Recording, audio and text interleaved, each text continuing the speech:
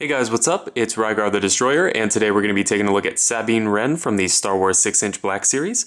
This is a really cool figure, but before we take a closer look at her, let's go ahead and take a look at her packaging.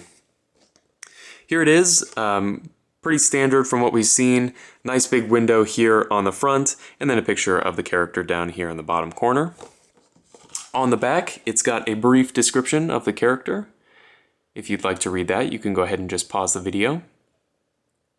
And then, of course, there's another picture of the character again on the back. So let's go ahead and get back to the figure itself here. Sabine stands at 5 3/4 inches tall. So she's right in scale with all of your other Black Series figures. And she does come with a ton of accessories.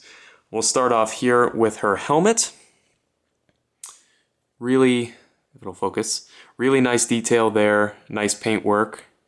And it's got a moving rangefinder, which is really cool.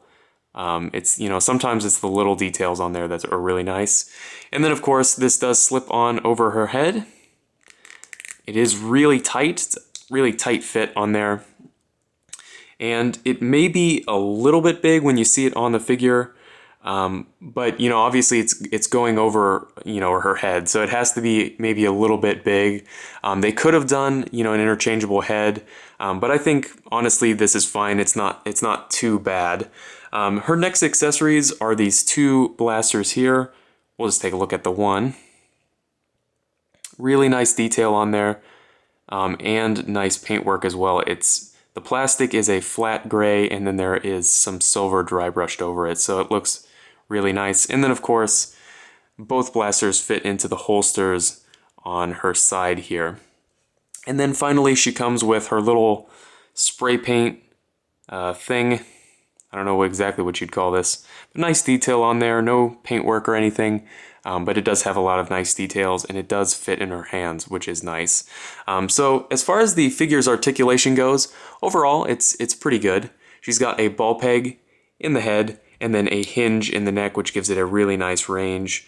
She's got ball hinge shoulders that do swivel 360, and the armor plates do not, or the shoulder pads, excuse me, do not get in the way because they're soft, so they don't look like they're about to break off of the figure whenever you move them, so that's nice. And then the paintwork on both of them is really fantastic. Actually, the paintwork for the entire figure is really well done. You can definitely tell they tried really hard on this figure.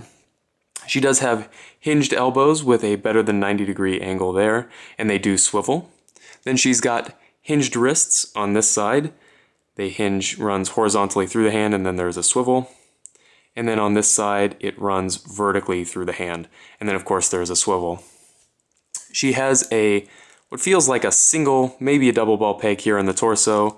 No real range forward, maybe a little bit, not the greatest, but it does go back, and then you can get some side to side, and then of course it swivels. She has T-jointed hips, which have a nice range of motion forward, but then out to the side it's not the greatest. I wish they had maybe cut out the joint a little bit more so she could get into some more dynamic poses. And then she does have a thigh swivel there. And because of the shape of her legs, it becomes really obvious when you move it, because there's an oval, so you can kind of see the joint.